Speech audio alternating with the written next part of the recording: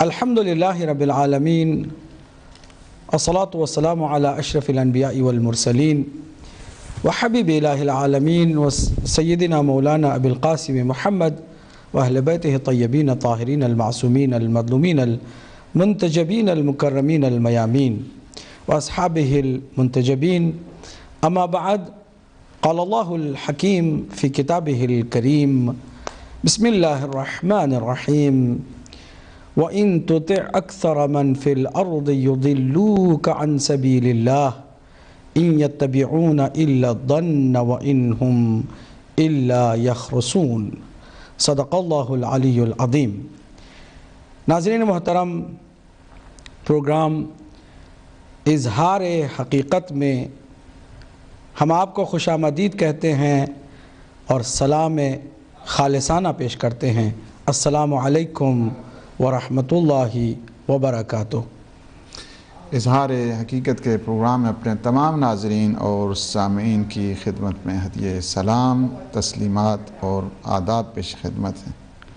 ناظرین، آپ کو معلوم ہے کہ اس پروگرام کا بنیادی مقصد امت مسلمہ میں تفرقے کو تفاہم میں بدلنا اور تفریق اور افتراق کی فضا کو افہام و تفہیم کی فضا سے بدلنا ہے۔ اس پروگرام سے ہم غلط فہمیوں اور مغالطوں کا خاتمہ کرتے ہیں اور اس پروگرام کے ذریعے سے امت مسلمہ کو اتحاد کی حقیقی کیفیت کے سمجھنے کا موقع فراہم کرتے ہیں۔ ہم نے پہلے تمہیدی پروگرام میں یہ عرض کیا کہ ہم سب کو اتحاد کی ضرورت ہے، اس لیے کہ اللہ کا حکم ہے۔ اس حکم کی جو بھی جان بوجھ کر نافرمانی کرے گا وہ اللہ سبحانہ وتعالیٰ کے نزدیک مجرم ہوگا، اور اس کی اگر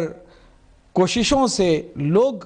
گمراہ ہوتے ہیں، تفرقے میں پڑ جاتے ہیں، تو وہ ابلیس کا نمائندہ زمین میں کہلائے گا۔ اللہ نے حکم دیا تھا وَاعْتَصِمُوا بِحَبْلِ اللَّهِ جَمِيعًا وَلَا تَفَرَّقُوا، کہ اے مسلمانوں، اے مومنوں، اللہ کی رسی کو مضبوطی سے تھام لو اور تفرقہ نہ کرو۔ اللہ کی مضبوط رسی جس کو تھامنے کا ہمیں حکم دیا ہے، یہی ابھی تک بہت سارے لوگوں کو سمجھ میں نہیں آئی تھی۔ ہم نے واضح کیا تھا کہ اللہ کے نبی نے ہمیں بتایا کہ اللہ کی رسی کیا ہے، اور وہ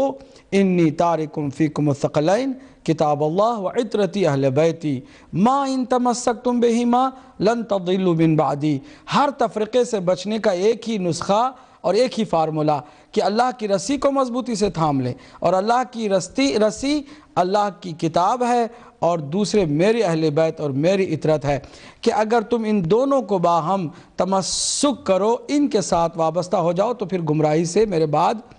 بچ جاؤ گے اور گمراہ نہیں ہوگے۔ پرابلم ساری یہی ہے کہ ہم اس کو مس کر کے چاہتے ہیں کہ اس پر پردے ڈال کر کے اتحاد کر لیں، اور وہ اتحاد کبھی ہونے والا نہیں، کیونکہ اصل بات مس ہو گئی۔ یہ مسنگ لنک ہے کہ قرآن اور اہل بیت کا دامن اگر ہم نہیں تھامتے تو کبھی بھی اتحاد کی فضا میں وارد اور داخل نہیں ہو سکتے۔ اس کے بعد جو نام نہاد علماء ہیں جو اپنی اپنی دکانوں کو چمکانے کے لیے، تفرقے کی فضا کو قائم رکھنے کے لیے، اقلیت میں رہنے والے، حق پر چلنے والے اور حق کو دنیا کے سامنے رکھنے والوں کے خلاف اکثریت کا ڈنڈا لے کر آگے بڑھتے رہتے ہیں، اور چند جعلی اور بناوٹی حدیثوں کا سہارا لے کر کے عقل، قرآن اور سنت محمدی صلی اللہ علیہ وآلہ وسلم کے بالکل برخلاف یہ کہتے ہیں کہ اگر پیمانہ چاہیے، معیار چاہیے حق کو سمجھنے کا، تو اکثریت کدھر ہے یہ دیکھو، جہاں اکثریت ہوگی وہاں حق ہوگا۔ ہم نے قرآن کی آیات، احادیث کی روشنی میں اور عقل و منطق کے آئینے میں اس بات کو سمجھنے کی کوشش کی کہ کیا واقعاً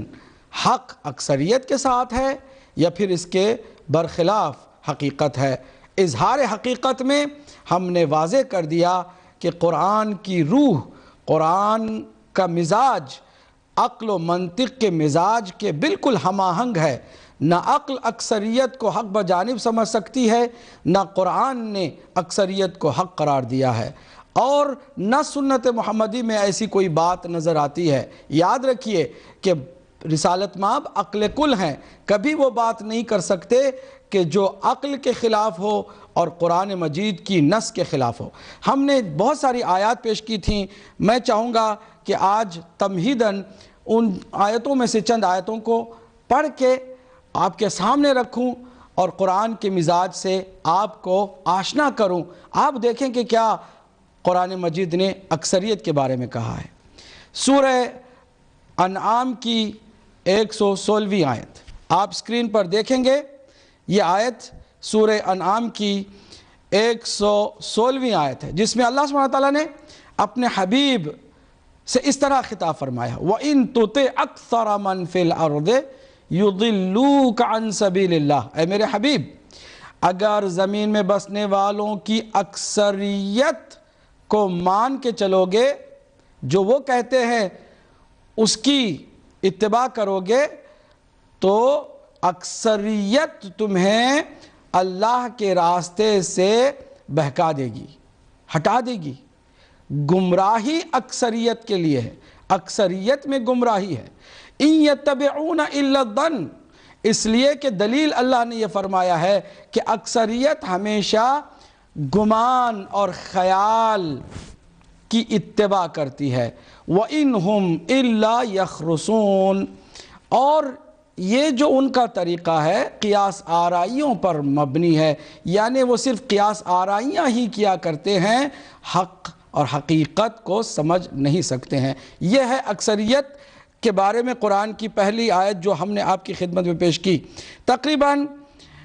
26 آیات قرآن مجید میں ہیں جن آیات میں اکثریت کے لفظ کے ساتھ اکثریت کی راہ کو اللہ نے گمراہ قرار دیا ہے اور صحیح قرار نہیں دیا۔ چنانچہ اب آپ دیکھیں دوسری آیت جو میں پڑھنے جا رہا ہوں، سورہ اعراف کی آیت نمبر 187 ہے، جس میں اللہ سبحانہ وتعالیٰ نے فرمایا کہ یسألونک عن الساعۃ ایان مرساہا قل انما علمها عند ربی لا یجلیها لوقتها الا هو ثقلت في السماوات والارض لا تأتيكم الا بغتة يسألونك كأنك حفي عنها قل انما علمها عند الله ولكن اکثر الناس لا يعلمون۔ ہماری مراد آخری حصے سے ہے، میں ترجمہ اس لیے مکمل سارا نہیں کر پا رہا ہوں کہ وقت کے دامن میں گنجائش نہیں ہے، ہمیں بہت کچھ آپ کے ساتھ شیئر کرنا ہے، اور یہ علمی اور تحقیقی پروگرام ان لوگوں کے لیے ہے کہ جو تشنگان حق و حقیقت ہیں اور جو تحقیق کو پسند کرتے ہیں، علمی گفتگو سے وہ مانوس ہیں، ان کے انس کا خیال رکھتے ہوئے میں جلدی ذرا دیکھیے اس آیت سورہ اعراف کی اس آیت پر توجہ کیجئے کہ آخر میں اللہ نے کیا فرمایا۔ قیامت کے دن کا ذکر کرتے ہوئے فرمایا کہ وَلَٰكِنَّ أَكْثَرَ النَّاسِ لَا يَعْلَمُونَ، لیکن اکثر لوگ نہیں جانتے ہیں۔ اس کے بعد ایک اور آیت کو میں آپ کی خدمت میں پیش کر رہا ہوں، اس کو بھی آپ دیکھ لیجئے گا، اس کو اسکرین پر آپ دیکھ سکتے ہیں۔ سورہ ہود کی آیت نمبر 17 ہے، أَفَمَنْ كَانَ عَلَى بَيِّنَةٍ مِّن رَبِّهِ وَيَتْلُوهُ شَاهِدٌ مِّنْهُ وَمِنْ قَبْلِهِ كِتَابُ مُوسَى إِمَامًا وَرَحْمَةً أُولَٰئِكَ يُؤْمِنُونَ بِهِ وَمَنْ يَكْفُرْ بِهِ مِنَ الْأَحْزَابِ فَالنَّارُ مَوْعِدُهُ فَلَا تَكُ فِي مِرْيَةٍ مِّنْهُ إِنَّهُ الْحَقُّ مِنْ رَبِّكَ وَلَٰكِنَّ أَكْثَرَ النَّاسِ لَا يُؤْمِنُونَ۔ یہاں پر ایک اور خاص بات اس میں یہ ہے